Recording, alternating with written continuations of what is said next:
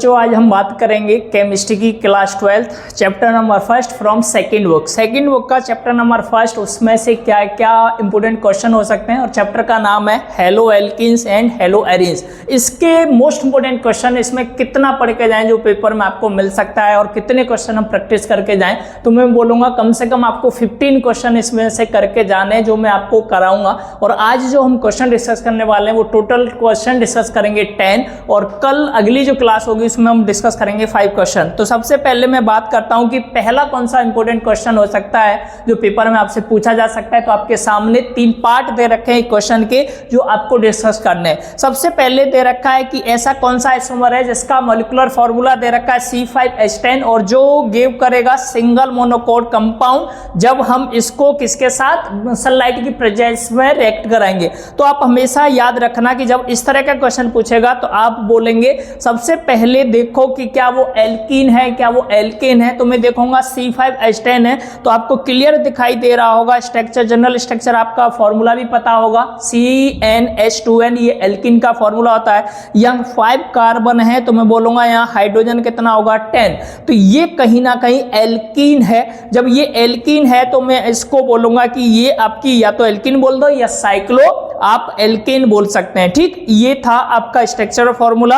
अब और उस आइसोमर का नाम होगा। जब हम बात करेंगे कि भाई इसको आपको किसकी प्रेजेंस में रिएक्ट कराना है, एयर की लाइट की प्रेजेंस में रिएक्ट कराना है Cl2 के साथ, तो आप देखोगे क्लोरो पैरा पोजीशन पर लग जाएगा और यहां से हम देखेंगे कि एक नया प्रोडक्ट फॉर्म होगा जिसका नाम क्या रहने वाला है। तो मैं बोलूंगा क्लोरोसाइक्लोपेंटेन जो होगा, पेंटेन जो होगा वो क्या होगा, फॉर्म होगा। अब क्वेश्चन नंबर 2 में देखो अरेंज करना है आपको, इंक्रीजिंग ऑर्डर बताना है reactivity towards the SN2 reaction. अगर SN2 रिएक्शन है तो आपको देखना पड़ेगा, सबसे पहले हम बात करते हैं कि ये 2-bromo-2 मिथाइल ब्यूटेन ये सबसे क्या होगा, कम इसकी क्या होगी रिएक्टिविटी। इसके बाद क्या होगा, ब्रोमोपेंटेन आ जाएगा 2-bromopentan और सबसे ज्यादा किसका होगा 1-bromopentan का। तो ये रिएक्टिविटी सीरीज के बेसिस पे क्या दे रखा है SN2 है ना, रिएक्शन का ऑर्डर दे रखा है और यहां पर लिख रखा था जैसे आपको इंक्रीजिंग ऑर्डर लिखना था reactivity towards the SN2 reaction. जब हम बात करेंगे थर्ड पार्ट के लिए तो थर्ड पार्ट में क्या था वो भी देखो। सबसे पहले यहां पर आपको क्या बताना है, आइडेंटिफाई करना है किसको, अगर मेरे पास कोई एक कंपाउंड है और मैं उसको Mg या ड्राई ईथर की प्रेजेंस में रिएक्ट करा रहा हूं तो क्या प्रोडक्ट फॉर्म होगा। अगर मैं दोबारा रिएक्ट करा रहा हूं वाटर के साथ तो क्या प्रोडक्ट फॉर्म होगा। तो अब A और B का आपको नाम बताना है। तो सबसे पहले हमने इसको रिएक्शन को लिखा कि अगर मैं Mg के साथ रिएक्ट कराता हूं तो Mg यहां जुड़ जाएगा, MgBr फॉर्म करेगा। MgBr आपको इस पोजीशन पे दिखाई दे रहा है और इसका नाम होगा साइक्लोब्यूटाइल मैग्नीशियम और या मैं इसको ब्रोमाइड फॉर्म बोल सकता हूं। और अगर दोबारा H2O के साथ रिएक्ट कराएंगे तो ये बना लेगा साइक्लोब्यूटेन। ठीक है, तो ये था क्वेश्चन नंबर थर्ड पार्ट था क्वेश्चन नंबर फर्स्ट का। अगर मैं बात करूं भाई सेकंड क्वेश्चन क्या है, तो सबसे पहले देखो आपसे पूछ सकता है क्या, राइट दी इक्वेशन लिख के बताइए oxidation of chloroform by air and light. तो सबसे पहले आपको क्या करना है, CH है ना, Cl3 रिएक्ट करा दो किसके साथ, ऑक्सीजन के साथ, सनलाइट की प्रेजेंस में कराना है। तो आप देखोगे यहाँ पर जो प्रोडक्ट फॉर्म होगा वो उसका नाम होगा फोस्गेन और ये पॉइजनस फॉर्म होती है, ये ध्यान रखना गैसियस स्टेट और HCl यहाँ से क्या होगा अलग। तो ये इक्वेशन हमें लिखना था। क्वेश्चन नंबर थर्ड में आपको क्या बताना है कि मेन प्रोडक्ट बताने, कुछ यहाँ पर रिएक्शन लिख रखी है। सबसे पहले मिथाइल क्लोराइड को अगर आप ट्रीट करो, रिएक्शन लिखना भी है, मिथाइल क्लोराइड को ट्रीट करो मतलब उसको रिएक्ट करो सोडियम आयोडाइड के साथ या एसीटोन के साथ, एक ही बात होती है। तो क्या प्रोडक्ट फॉर्म होगा ये बताना है और रिएक्शन के साथ। दूसरा बोल रहा है कि 2,4,6 ट्राई नाइट्रो है ना, नाइट्रोबेंजीन यहाँ पर दे रखा है, chlorobenzene is subjected to hydrolysis, क्या प्रोडक्ट फॉर्म होगा ये बताना है।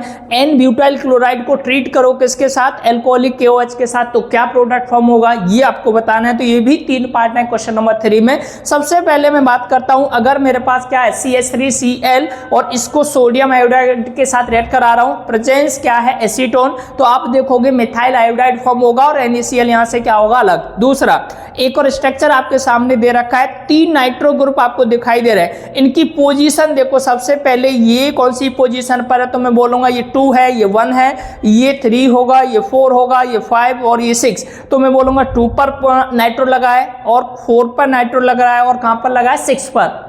तो इसकी पोजीशन हो जाएगी 2 4 6। कितने नाइट्रो हैं? 3, तो 3 के लिए क्या आता है? ट्राई, और ट्राई नाइट्रो और OH लगा हुआ है पैरा पोजीशन पर, तो ये फिनॉल नेचर होती है, फिनॉल फॉर्म होती है, तो नाम हो जाएगा 2 4 6 ट्राई नाइट्रोफिनॉल, ये इसका नाम हुआ।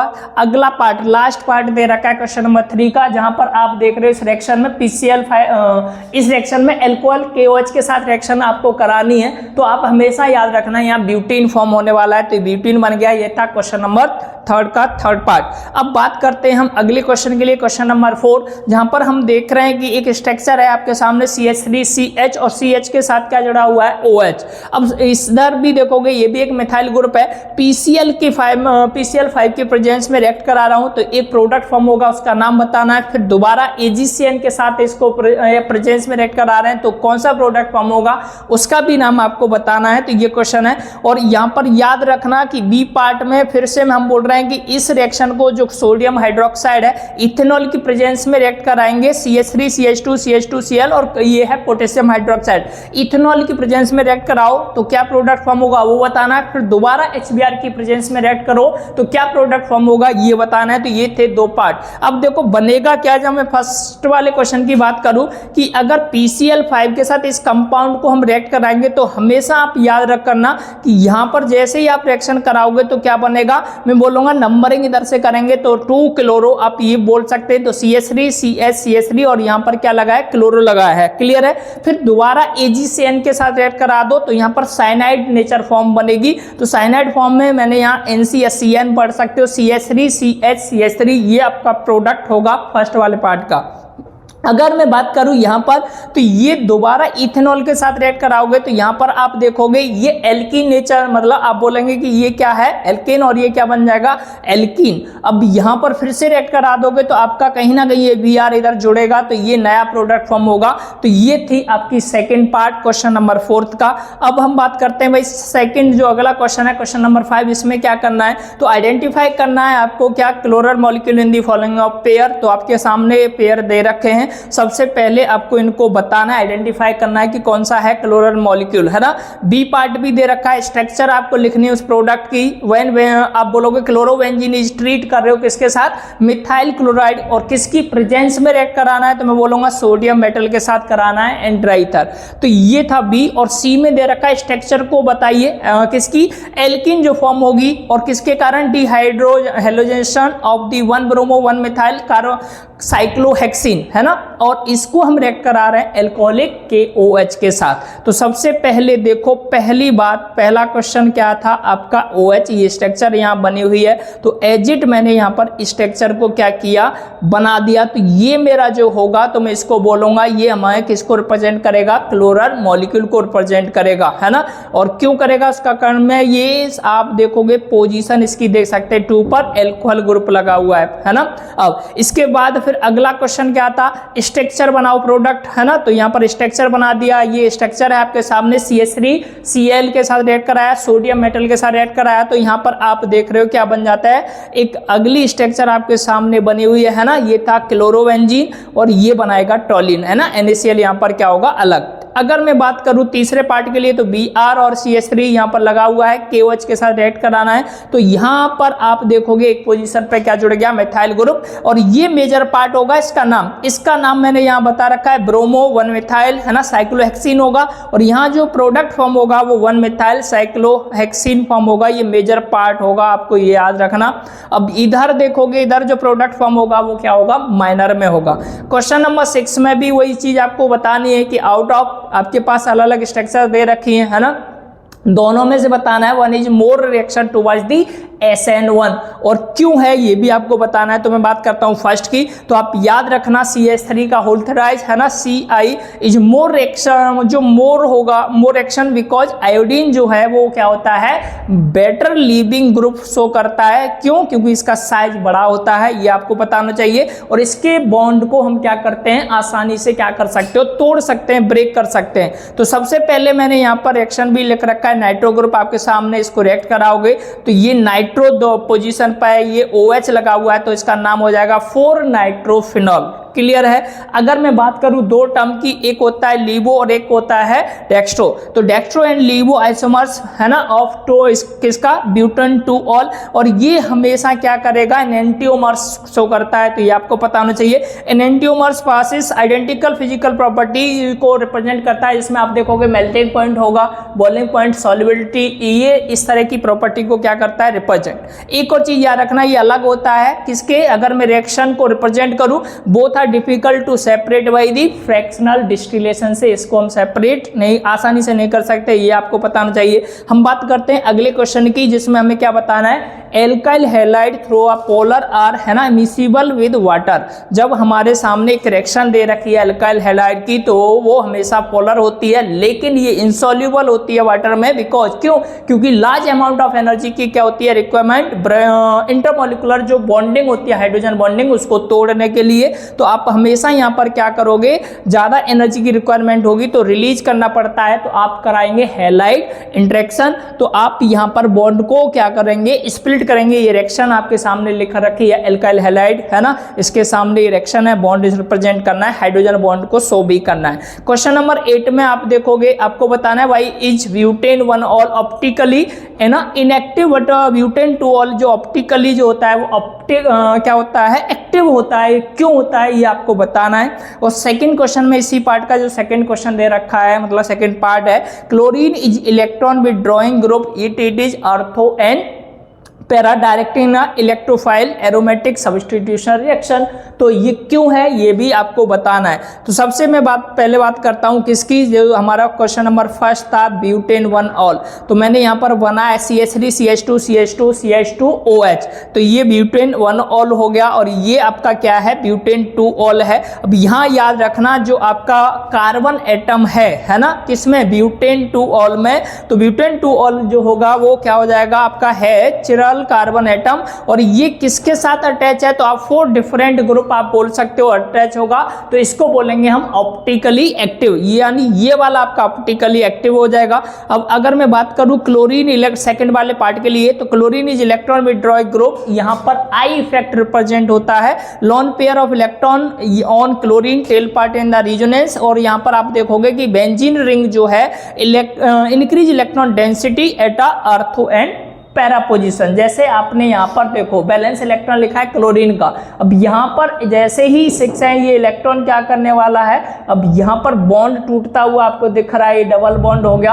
अब ये बॉन्ड हटा के यहाँ पर लिखेंगे तो आप लॉन पेयर क्रिएट कर सकते हैं, Cl+ होगा है ना। अब यहाँ पर माइनस हो गया, जब ये चीजें जब इलेक्ट्रॉन निकलता है यहाँ से कोई भी चीज, तो यहाँ पर पॉजिटिव, यहाँ पर क्या होगा ना जुड़ेगा माइनस। अब यहाँ Cl+ था, तो आप देख रहे हो ये रोटेशन आपको दिखाई दे रहा है किसका, बॉन्ड का, यहां माइनस हो जाएगा, ये इस तरह से क्या करेगा मूव करेगा। तो क्वेश्चन नंबर 9 में आपको बताना है कि ड्रॉ द स्ट्रक्चर मेजर है ना monohalo product in each of following reaction. सबसे पहले अगर मेरे पास ये रिएक्शन दे रखा है कंपाउंड, और इसको किसके साथ रिएक्ट कराना है SOCl2 के साथ, तो बताओ क्या बनेगा। अगर इस कंपाउंड की रिएक्शन में परऑक्साइड के साथ कराऊं तो बताओ क्या बनने वाला है। तो ये चीजें हम डिस्कस करेंगे। फर्स्ट की बात करेंगे तो आप देखोगे यहाँ पर ये Cl जुड़ेगा इसके साथ, तो हमेशा बना लेगा क्लोरोसाइक्लोहेक्सिन। और अगर परऑक्साइड के साथ इस कंपाउंड को रिएक्ट कराऊंगा तो यहाँ पर आप देखोगे कि एक नया स्ट्रक्चर आपके सामने बन रहा है CH2 CH2 CH2Br,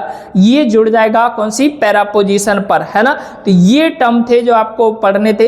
last question हम डिस्कस कर रहे हैं, और ये क्वेश्चन भी देखोगे मोस्ट इंपोर्टेंट है। तो आज हम क्वेश्चन 10 डिस्कस करेंगे, और अगले 5 जो क्वेश्चन होंगे वो नेक्स्ट क्लास में डिस्कस करेंगे। इस पूरे चैप्टर से कम 15 क्वेश्चन आपको क्या है करके जाना है। Which alkyl halide from the following pair is chiral and undergo SN2 faster. तो सबसे पहले आपको यहाँ पर एक स्ट्रक्चर ड्रॉ कर रखी है, यहाँ पर भी है, तो आपको देखना है कि भाई ये पोजीशन क्या है। ये मैं बोलूँगा भाई प्राइमरी है, फर्स्ट पे ही लगा हुआ है ब्रोमो है ना, ये आपका सेकेंडरी हो जाएगा। और ऐसे ही सेकेंड पार्ट में तो 1 बाय 1 डिस्कस करते हैं कि जो फर्स्ट है, जैसे यहाँ लिखा है अंडरगो SN2 फास्टर, क्यों, क्योंकि इसके पास लेस स्टेरिक हिंड्रेंस होता है। और यहाँ पर आप बोलोगे कि ये क्या होगा, SN2 फास्टर को रिप्रेजेंट करेगा।